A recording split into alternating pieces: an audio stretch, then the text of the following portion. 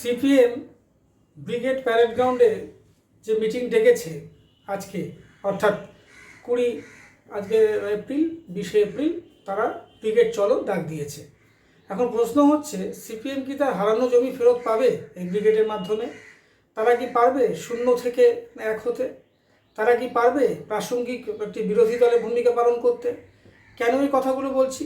Brigade আপনি ডাকতেই পারেন, তাতে কিছু লোক আপনি জমায়েত করলেন, সেটা নিয়েই কিন্তু ভারত যে পশ্চিমবঙ্গের যে রাজ্য রাজনীতি, তাতে কিন্তু সিপিএমের ভূমিকা খুব একটা দেখা যাচ্ছে না। বিজেপি যেখানে একটা বিরোধী দলের জায়গা নেওয়ার চেষ্টা করছে, যে ভ্যাকুমটা, সিপিএম কোথাও গিয়ে যেন তাদের নেতৃবৃন্দ যেন ক্লান্ত অবসন্ন দেখাচ্ছে, সেইভাবে তাদের সেরকম নেতা উঠে আসছে না। সেই বিমান বসু, মোহাম্মদ সেলিম, কয়েকটা মুখ ছাড়া নতুন কোনো প্রমিনেন্ট নেতা তাদের দেখা যাচ্ছে না। মমতা বন্দ্যোপাধ্যায়কে কমব্যাট করার জন্য সিপিএম যদি সত্যি সত্যি সিরিয়াস হয়, তবে কথা বলা যায় যে তাতে কিন্তু বিরোধী যে ভোটের যে একটা সমীকরণ, তাতে কিন্তু অনেক পরিবর্তন আসবে। আজকে যারা মমতা বিরোধী যারা, তারা কিন্তু সবাই বিজেপির দিকে ঝুঁকছে। কেন না, সিপিএম কোথাও গিয়ে একটা অবসন্ন একটা একটা শূন্য জায়গায় চলে গেছে, একটা কেমন ফসিল স্লো টাইপের হয়ে যাচ্ছে। এইটা কিন্তু কোনো রাজনীতিতে কাম্য নয়।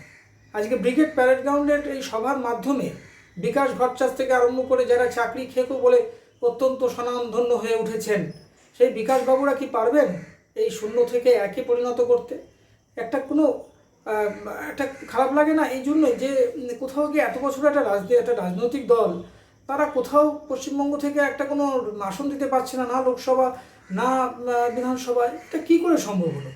আজকে সিপিএমের দুর্দণ্ড প্রতাপের সময়ও মমতা বন্দ্যোপাধ্যায়ের দল কিছু না হলেও কেন্দ্রে লোকসভাতে 9টা আসন পেয়েছিল, পশ্চিমবঙ্গে কিছু না হলেও প্রায় 30-32টা আসন তারা ছিল। আজকে সিপিএমে হলোটা কি? কেন এই অবস্থা? তারা এই ডাক দিয়ে, তারা ব্রিগেডের ডাক দিয়ে তারা কি প্রমাণ করতে চাইছে? তারা কেন লোকাল মিটিং করছে না? লোকাল মাঠগুলো, পার্কগুলোতে যে খালি পড়ে রয়েছে, তারা সেখানে মিটিং না করে হঠাৎ করে একটা বড় ক্যানভাসে তারা মিটিং করতে চাইছে। এটা দিয়ে কি শক্তি আপনি দেখাতে চাইছেন?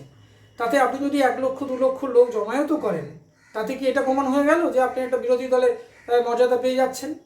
বিরোধী দল তো ওরকম করে মর্যাদা পায় না। তাদের রাজ্য আন্দোলন, বিভিন্ন রকমের ইস্যুতে পথে নামা, একদম সরকারকে নাস্তানাবুদ করে দেওয়া আন্দোলনের মাধ্যমে, কই সেগুলো তো দেখা যাচ্ছে না।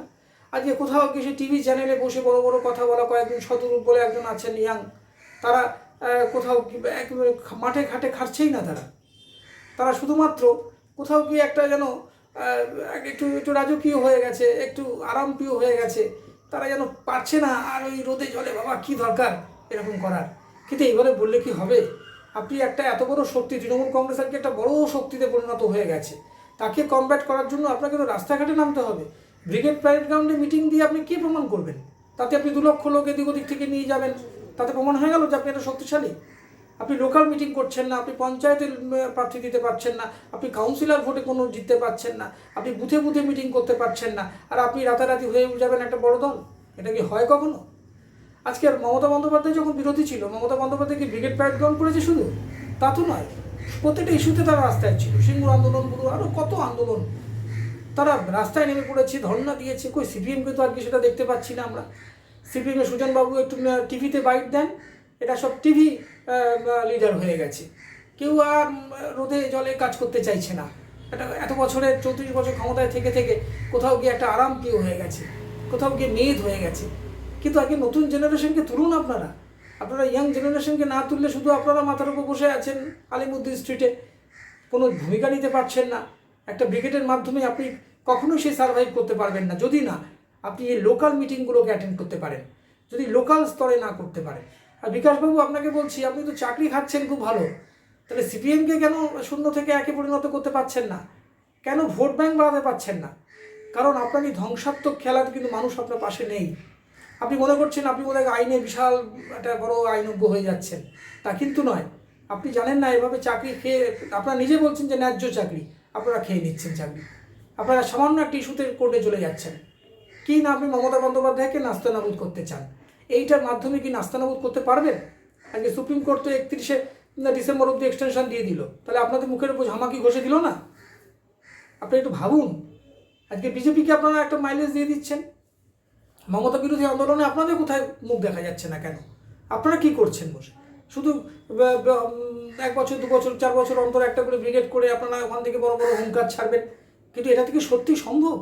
আপনারা যতক্ষণ অবধি না গ্রাসরুটে নেমে আসতে পারবেন, যতক্ষণ অবধি না বুথ লেভেলে আপনারা মিটিং করতে পারবেন, জমায়েত করতে পারবেন, আপনারা যতক্ষণ অবধি না আপনারা একটা বড়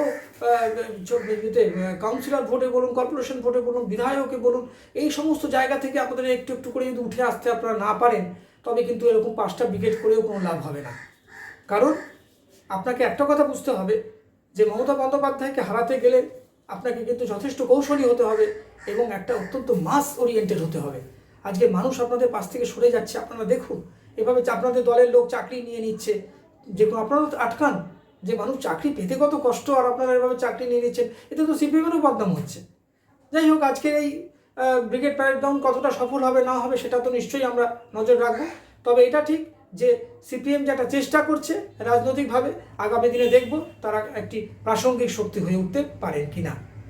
আমাদের ভিডিও ভালো লাগলে লাইক ও শেয়ার করুন, কমেন্ট সেকশনে গিয়ে জানান আপনাদের মতামত।